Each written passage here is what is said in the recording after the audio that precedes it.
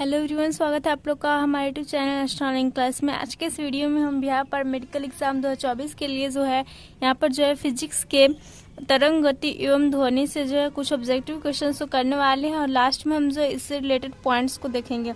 तो स्टार्ट करते हैं हम लोग अपना वीडियो थोड़ा लॉन्ग हो जाएगा लेकिन अंत तक जरूर देखें। यहाँ पर हमारा फर्स्ट क्वेश्चन है, किसी माध्यम में विक्षोभ के संचरण को कहते हैं। ऑप्शन दिया हुआ है तरंगदैर्घ्य, तरंग आवृत्ति और ध्वनि। तो किसी माध्यम में विक्षोभ के संचरण को हम लोग क्या कहते हैं? इसे कहते हैं हम लोग तरंग। तो यहाँ पर हमारा 1 का ऑप्शन नंबर बी सही हो जाएगा। नेक्स्ट क्वेश्चन है, वायु में ध्वनि तरंगे होती है, कैसी होती है? अनुदैर्घ्य, अनुप्रस्थ, अंशतः अनुप्रस्थ तथा अंशतः अनुदैर्घ्य, कभी अनुप्रस्थ तथा कभी अनुदैर्घ्य। तो जो वायु में ध्वनि तरंगे होती है वह कैसे तरंगे है? तो वह जो है एक अनुदैर्घ्य तरंगे है। ठीक है, यहाँ पर मैं 2 का ऑप्शन नंबर ए सही हो जाएगा। और जो आपकी प्रकाश तरंगे होती है ना, प्रकाश तरंगे जो होती है वो होती है अनुप्रस्थ तरंग। तो इसे याद करने का हम एक ट्रिक आप लोग को बताएंगे कि देखिए ध्वनि तरंग में यहाँ पर ध है और अनुदैर्घ्य में भी ध होता है और प्रकाश तरंग जो होती है उसमें प है, यहाँ पर अनुप्रस्थ में भी प्र होता है। तो इसे ऐसे आप लोग याद कर सकते हैं। ओके, अब हम चलते हैं अपने अगले क्वेश्चन की ओर। अगला क्वेश्चन है हमारा, जल सतह पर उत्पन्न उमियां होती है कैसी? अंशतः अनुप्रस्थ तथा और अंशतः अनुदैर्घ्य। अनुदैर्घ्य तरंगे होती है, अनुप्रस्थ तरंगे होती है, कभी अनुप्रस्थ और कभी अनुदैर्घ्य। तो जल सतह पर उत्पन्न जो उमियां होती है वो क्या होती है? वो जो है अनुप्रस्थ तरंगे होती है। तो यहाँ पर हमारा 3 का ऑप्शन नंबर सी राइट हो जाएगा। नेक्स्ट क्वेश्चन है हमारा 4 है, अनुप्रस्थ तरंग गति ट्रांसवर्स वेव मोशन ये किस रूप में होता है? केवल श्रृंग यानी क्रेस्ट के रूप में होता है, या फिर केवल ग्रथ के रूप में होता है, ट्रफ के रूप में होता है, श्रृंग और ग्रथ दोनों के रूप में होता है, या फिर संपीड़न, कॉम्प्रेशन और विरन रिफ्रैक्शन के रूप में होती है? तो जो अनुप्रस्थ तरंग गति है वह किस रूप में होती है? तो यह जो है श्रृंग और ग्रथ के रूप में होती है। 4 का हमारा ऑप्शन नंबर सी यहाँ पर सही हो जाएगा। अगला क्वेश्चन है हमारा, एक शांत जलाशय में कागज की नाव प्लवन कर रही है, यानी कि एक शांत कोई जलाशय है, कोई जो है आपका तालाब हो गया, पौंड हो गया, और उसमें कागज की नाव जो है वह क्या कर रही है? तैर रही है। अब यदि पत्थर का एक टुकड़ा फेंक कर पानी में विक्षोभ उत्पन्न किया जाए तो नाव क्या होगी? यानी कि अब हम एक पत्थर का टुकड़ा भीगेंगे और जो पानी में विक्षोभ होगा, डिस्टर्बेंस उत्पन्न होगा, वो होगा तो जो नाव हो क्या होगा? आगे बढ़ेगा, पीछे हटेगा, या अपने स्थान पर आगे पीछे करती रहेगी, या फिर अपने स्थान पर ऊपर नीचे करती रहेगी? तो 5 का हमारा राइट आंसर होगा कि अपने स्थान पर जो ऐसे ऊपर नीचे करती रहेगी। 5 का ऑप्शन नंबर डी राइट हो जाएगा। नेक्स्ट क्वेश्चन हमारा क्वेश्चन नंबर यहाँ पर 6, एक अनुदैर्घ्य तरंग लॉन्गिट्यूडिनल वेव की रचना जो है किससे होती है? तो एक अनुदैर्घ्य तरंग की जो रचना होती है वह एक संपीड़न और एक विरलन से होती है। तो संपीड़न और विरलन से अनुदैर्घ्य तरंग की रचना होती है और अनुप्रस्थ तरंग कैसे श्रृंग और ग्रथ के रूप में रहता है। यहाँ पर हमारा 6 का ऑप्शन नंबर सी सही हो जाएगा। नेक्स्ट क्वेश्चन हमारा, अनुदैर्घ्य तरंगे उत्पन्न की जा सकती है किसमें? अनुदैर्घ्य तरंगे यानी कि ध्वनि तरंगे वह किस उत्पन्न की जा सकती है? किसमें? केवल ठोस में, केवल द्रव में, केवल गैस में, या फिर ठोस द्रव गैस तीनों में? तो आपकी जो अनुदैर्घ्य तरंगे होती है यानी कि जिसे हम लोग ध्वनि तरंगे को अनुदैर्घ्य तरंगे कहते हैं, तो यह जो ठोस द्रव और गैस तीनों में उत्पन्न की जा सकती है। तो 7 का यहाँ पर हमारा ऑप्शन नंबर डी राइट हो जाएगा। नेक्स्ट क्वेश्चन हमारा, आवृत्ति का ऐसा मात्रक क्या होता है? तो जो आवृत्ति का ऐसा मात्रक हो जाता है वो हो जाता है हर्ट्ज। क्या होता है? हर्ट्ज होता है, और उसे जो HZ से सूचित किया जाता है। तो यहाँ पर हमारा क्या हो जाएगा? 8 का जो है ऑप्शन नंबर ए राइट हो जाएगा। नेक्स्ट क्वेश्चन है हमारा, आवृत्ति n तथा तरंगदैर्घ्य लैम्डा की तरंग का वेग भी दिया जाता है। यहाँ पर ऑप्शन दिया हुआ है v is equal to N lambda से, या फिर v is equal to N by lambda से, या v is equal to N minus lambda से, या फिर v is equal to N plus lambda से। तो इस जो आपका आवृत्ति एन, तरंगदैर्घ्य लेमडा और तरंग का वेग भी दिया जाता है, किस संबंध से दिया जाता है? तो यह जो है v is equal to N lambda से दिया जाता है। हमारा 9 का ऑप्शन नंबर ए सही हो जाएगा। नेक्स्ट क्वेश्चन है यहाँ पर, यदि माध्यम के कण की आवृत्ति 10 किलो हर्ट्ज हो तो आवर्त काल जो है वह कितना हो जाएगा?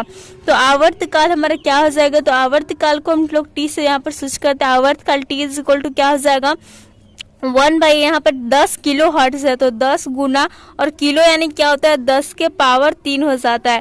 तो ये हमारा क्या हो जाएगा 1 हो जाएगा 10 के पावर 4, और जब हम इसको ऊपर ले जाएंगे तो क्या हो जाएगा इज इक्वल टू हो जाएगा 10 टू द पावर -4। ओके, तो यहाँ पर इसको हम लोग कैसे लिख सकते हैं, इसको लिख सकते हैं हम लोग 0.0001। ओके, ये हो जाएगा क्योंकि 10 टू द पावर -4 है, तो इसको हम लोग ऐसे लिखेंगे 1 बाई इतना को ऐसे लिखा जा सकता है। तो यहाँ पर हमारा कौन सा सही हो जाएगा, ऑप्शन नंबर यहाँ पर जो है बी 10 का राइट हो जाएगा। नेक्स्ट क्वेश्चन है हमारा, ध्वनि की आवृत्ति जो है वह 50 हर्ट्ज है और आवर्तकाल का मान क्या हो जाएगा। तो आवृत्ति जो है 50 हर्ट्ज है, तो आवर्तकाल का मान क्या होगा। तो आवर्तकाल t इज इक्वल टू 1 बटा यहाँ पर तो होता है आवृत्ति, तो क्या हो जाएगा t is equal to 1 by हम 50 करेंगे, तो 1 बाई 50 करने पर क्या हो जाएगा आवृत्ति का आप लोग जो बटा में करके ऐसे ही सारे क्वेश्चंस को इस टाइप को सॉल्व करना है। ये हमारा आ जाएगा यहाँ पर 0.02 सेकेंड। ओके, 0.02 सेकेंड आ जाएगा क्योंकि यहाँ पर सेकेंड में दिया हुआ है, तो हमारा 11 का ऑप्शन नंबर सी राइट हो जाएगा। अगला क्वेश्चन है हमारा, एक ध्वनि तरंग के आवर्तकाल का मान जो है 0.01 सेकेंड है, तो ध्वनि की आवृत्ति जो है क्या आ गया, यानी कि यहाँ पर उल्टा कर दिया है, आवर्तकाल दिया हुआ है और आवृत्ति पूछा जा रहा है, तो क्या हो जाएगा। तो इसे हम लोग कौन से सूत्र से बनाएंगे, इसे हम लोग जो है उसी सूत्र से बनाएंगे और इसका जो आंसर आ जाएगा वो आ जाएगा 100 हर्ट्ज। क्या आ जाएगा 100 हर्ट्ज आ जाएगा।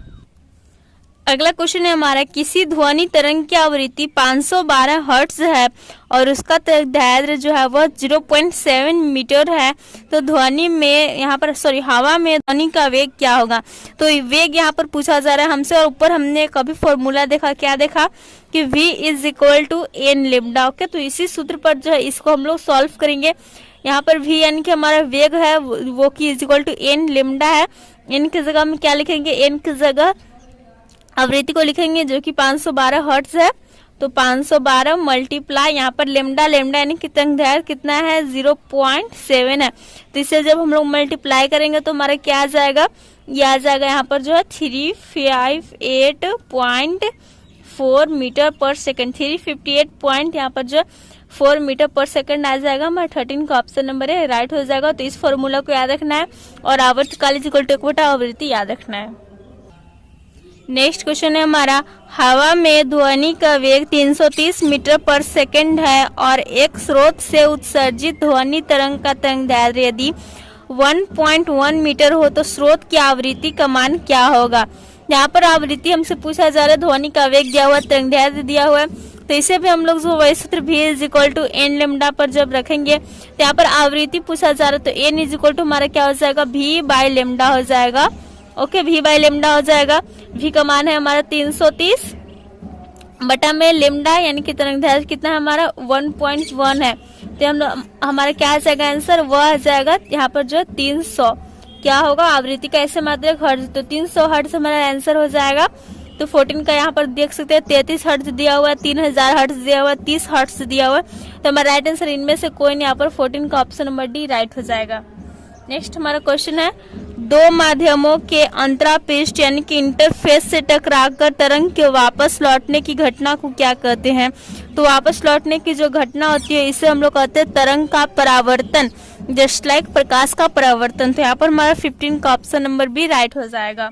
नेक्स्ट क्वेश्चन है हमारा, अवश्रव्य जो ध्वनि होती है इंफ्रासोनिक साउंड, इसकी आवृत्ति कितनी होती है। तो जो अपसर्व तरंगे होती है इंफ्रासोनिक साउंड, इसकी अगर आवृत्ति फ्रीक्वेंसी की बात करें तो वो हो जाती है 20 हर्ट्ज से कम। तो यहाँ पर हमारा 16 का ऑप्शन नंबर डी राइट हो जाएगा। नेक्स्ट क्वेश्चन है हमारा, ध्वनि के परावर्तन में जिस नियम का पालन होता है उसका एक भाग जो है वह कौन सा है। यानी कि जब ध्वनि के हम परावर्तन की बात करते हैं तो जिस नियम का पालन करता है उसका एक भाग यहाँ पर दिया हुआ है, कौन सा है। तो आपतन कोण परावर्तन कोण से छोटा होता है। नेक्स्ट दिया हुआ है आपतन कोण और परावर्तन कोण बराबर होते हैं, आपतन कोण परावर्तन कोण से बड़ा होता है, या फिर आपतन कोण मल्टीप्लाई परावर्तन कोण इज इक्वल टू अनंत। तो हम लोग सभी जानते हैं कि जो परावर्तन के नियम का पालन करता है उसका एक भाग है कि आपतन कोण और परावर्तन कोण जो है वह बराबर होता है। तो यहाँ पर हमारा 17 का ऑप्शन नंबर बी जो है वह राइट हो जाएगा। नेक्स्ट क्वेश्चन है हमारे यहाँ पर, मानव मस्तिष्क में सुनी गई किसी ध्वनि का प्रभाव लगभग कितनी देर तक रहता है।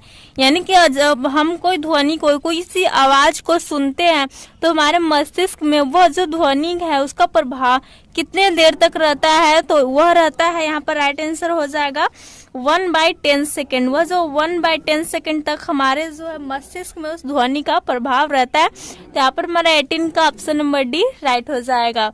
नेक्स्ट यहाँ पर क्वेश्चन है हमारा, नियमित तथा आवर्ती रूप से पीरियोडिकली जो है कंपित वस्तुओं द्वारा क्या होता है। यानी कि नियमित और आवर्ती रूप से जो पीरियोडिकली जो कंपित वस्तु है उनके द्वारा क्या होता है, शोर उत्पन्न होता है, प्रदूषण होता है, सुरीली ध्वनि निकलती है या फिर इनमें से कोई नहीं।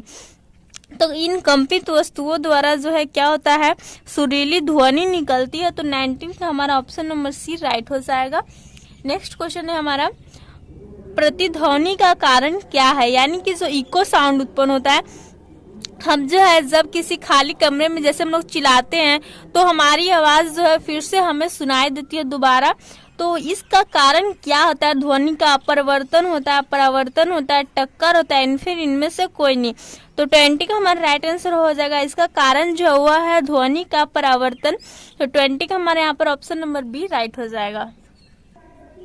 नेक्स्ट क्वेश्चन है हमारा, स्पष्ट प्रतिध्वनि सुनाई पड़ने के लिए ध्वनि का परावर्तन करने वाली सतह को श्रोता से कम कितनी दूर होने चाहिए। यानी कि जो है स्पष्ट रूप से जो हमने अभी बात की प्रतिध्वनि की, जो की आवाज है अगर हम जो है किसी खाली कमरे में जाकर चिल्लाते हैं या फिर ऐसे जो किसी सुनसान जगह पर चिल्लाते हैं तो हमें जो आवाज वापस सुनाई देती है, तो उसके लिए जो है सतह को श्रोता से कम कितनी दूर तक होना चाहिए। तो यहाँ पर दिया हुआ ऑप्शन है आपका 1.65 मीटर, 16.6 मीटर या फिर जो है 165 मीटर या फिर 0.165 मीटर। तो यहाँ पर हमारा 21 का राइट आंसर हो जाएगा कि उसके लिए जो कम से कम 16.6 मीटर की दूरी होनी चाहिए। तो यहाँ पर 21 का ऑप्शन नंबर बी राइट हो जाएगा। अगला क्वेश्चन हमारा, एक पहाड़ी से 100 मीटर दूर ध्वनि उत्पन्न होती है तथा 3/5 सेकेंड जो है पश्चात प्रतिध्वनि सुनाई देती है, तो ध्वनि का वेग जो है वह क्या हुआ। यहाँ पर हमारा राइट आंसर हो जाएगा ऑप्शन नंबर सी। यहाँ पर जो है 333.3 मीटर पर सेकेंड। 22 का ऑप्शन नंबर सी राइट हो जाएगा। तो यहाँ पर हमने जो है अपने फिजिक्स के क्वेश्चंस को कर लिए हैं जो कि तरंग ध्वनि से हुआ, और अब हम इसके जो कुछ पॉइंट्स इंपॉर्टेंट उसको देख लेते हैं। तो यहाँ पर देख सकते हैं हमारे कुछ पॉइंट है कि यहाँ पर जो देख सकते हैं अभी यहाँ पर लिखा हुआ प्रतिध्वनि सुनने के लिए जो ध्वनि स्रोत से परावर्तक सतह था तो अवरोध की न्यूनतम दूरी 16.6 मीटर होनी चाहिए, जो कि अभी हमने देखा। और ध्वनि तरंगों द्वारा ऊर्जा का हस्तांतरण होता है। मानव कान के श्रवण की सीमा लिमिट्स ऑफ ऑडिबिलिटी जो है 20 हर्ट्ज से 28,000 हर्ट्ज के बीच होती है, यानी कि 20 हर्ट्ज से 20,000 हर्ट्ज तक होती है मानव के सुनने तक की जो है श्रवण सीमा। नेक्स्ट हमारे 20 हर्ट्ज से कम आवृत्ति वाले ध्वनि को क्या कहते हैं, श्रव्य तरंग कहते हैं। इंफ्रासोनिक यहाँ पर जो है तरंगे वेव कहते हैं। नेक्स्ट है 20,000 हर्ट्ज से अधिक आवृत्ति वाले ध्वनि तरंगों को पराश्रव्य तरंगे कहते हैं, अल्ट्रासोनिक वेव कहते हैं। अगला यहाँ पर पॉइंट दिया हुआ है, प्रकाश जो है निर्वात यानी कि शून्य वैक्यूम में भी गमन करता है, यानी कि प्रकाश जो निर्वात में भी गमन करता है और निर्वात में इसकी चाल हम सभी जानते हैं 3 गुना 10⁸ मीटर पर सेकेंड अधिकतम होता है। अगला क्वेश्चन यहाँ पर पॉइंट दिया हुआ है, शोर एक प्रकार का प्रदूषक है, पॉल्यूटेंट है, और इसके द्वारा उत्पन्न प्रदूषण को शोर प्रदूषण यानी कि नॉइज पोल्यूशन कहा जाता है। तो इसे आप लोग याद रखिएगा, शोर एक प्रकार का क्या प्रदूषक है, पॉल्यूटेंट है। ओके, तो हमारा जो है पॉइंट्स हुआ। और एक और पॉइंट आप लोग ऐड कर लीजिएगा कि हमारे जो है मस्तिष्क में सुनी गई किसी भी ध्वनि का प्रभाव लगभग 1/10 सेकेंड तक रहता है। ओके, तो ये हमारा आज का ये फिजिक्स का वीडियो समाप्त होता है। ये जो है ध्वनि और तरंग गति सार से हम लोग क्वेश्चंस को कर लिए हैं। आप लोग को वीडियो पसंद आए वीडियो को लाइक करें, दोस्तों के साथ शेयर करें, और भी ऐसे वीडियोस के लिए हमारे चैनल को जरूर सब्सक्राइब कर ले। Thanks for watching.